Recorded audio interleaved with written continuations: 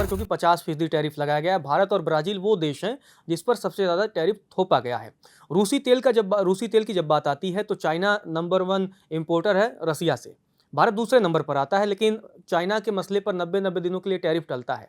लेकिन अहम ये हो जाता है क्योंकि ये हमारे देश के जो आम जनता है वो ये जानने में दिलचस्पी रखती है कि आखिर अब हमारी सरकार क्या कर रही है, क्योंकि तमाम रिपोर्ट आती है, जीटीआरआई की रिपोर्ट अपनी आती है और तमाम एजेंसियों की रिपोर्ट आती है। उसके मुताबिक यही कहा जाता है कि नौकरियों पर संकट आ जाएगा। इसके अलावा हमारी अर्थव्यवस्था, जीडीपी पे भी हमारा उसका असर देखने को मिल सकता है। जिस ग्रोथ रेट की बात गवर्नमेंट हमेशा करती रहती है कि हाँ, हमारी सरकार में ग्रोथ रेट बहुत अच्छा हुआ है, उस पर भी लेकर कई तरह के सवाल खड़े होते हैं कि ये टैरिफ की वजह से उस पर भी कहीं न कहीं थोड़ी लगाम लग सकती है। तो सरकार क्या योजना बना रही है? क्योंकि सरकार के पास बैकअप प्लान क्या है कि ट्रंप की टैरिफ की नीतियों से निपटा जाए? देखिए, भारत आज इस स्थिति में है। भारत की अर्थव्यवस्था, भारत का 140 करोड़ के जनता का मार्केट, भारत का जो जिस तरह से जीडीपी ग्रोथ रेट हो रहा है, जब भारत में एफडीआई बढ़ के आ रहा है, हमारी स्पेस टेक्नोलॉजी काफ़ी तेज़ी से, स्पेस इंडस्ट्री बढ़ रही है, फिनटेक बढ़ रहा है, एआई के अंदर हम काम रहे हैं, तो भारत इस स्थिति में अब पहुंच चुका है कि भारत की अर्थव्यवस्था को कोई भी कंट्री इग्नोर नहीं कर सकता।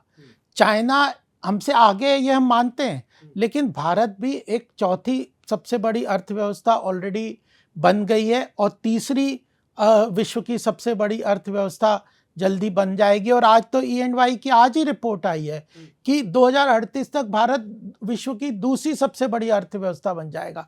और S&P की देख लीजिए, मॉर्गन स्टैनले की देख लीजिए, वर्ल्ड बैंक की देख लीजिए, तो भारत की अर्थव्यवस्था इस वक्त बहुत मजबूत स्थिति में है। इन्फ्लेशन हमारा कम है, फिस्कल डेफिसिट कंट्रोल में है, डेट टू जीडीपी रेशो कम है और ग्रोथ सबसे तेज है।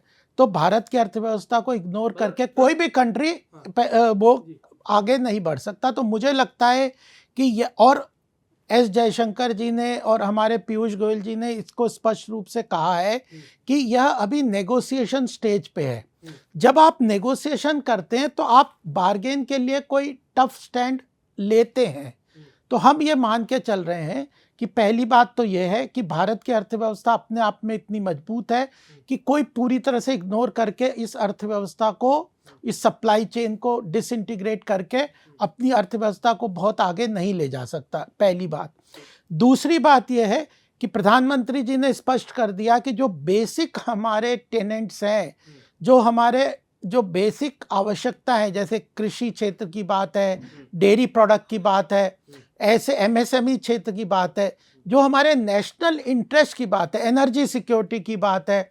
हम 70-80% अपना ऑयल हम इंपोर्ट करते हैं हमें बाहर से, उसके लिए हमारा बहुत सारा फॉरेन एक्सचेंज जाता है। तो एनर्जी सिक्योरिटी, इन सब ये नॉन नेगोशिएबल है। तो हमने अपनी पोजीशन भी स्ट्रांगली क्लियर कर दी है, हमारी इकोनॉमी भी स्ट्रांग है, हमारे कंटिन्यूसली जब बार्गेन और नेगोशिएशन होता है तो लोग पोजीशंस लेते हैं नेगोशिएशन के लिए, तो वह चीज़ें चल रही है और अभी बातचीत चल रही है। अमेरिका में भी बहुत सारी आप आवाज़ें देखेंगे जो उनके ही खिलाफ बोल रही है। डेमोक्रेट्स ने भी आवाज उठाई है। अभी कोर्ट के भी फैसले आने हैं, वहाँ पे कोर्ट के अंदर भी केसेस चल रहे हैं कि क्या ट्रंप यूनिलेटरली इस तरह के डिसीजन ले सकते हैं, क्या ये एडमिनिस्ट्रेटिव डिसीजन में आते हैं। तो उनके नेशनल इंटरेस्ट को भी इम्पैक्ट कर रहा है। और एक तो ये एक पोर्शन, दूसरा महत्वपूर्ण बात है कि भारत, अगर ये लगता भी है तो वैश्विक पटल पे ना कोई दोस्त है परमानेंट, ना कोई दुश्मन है।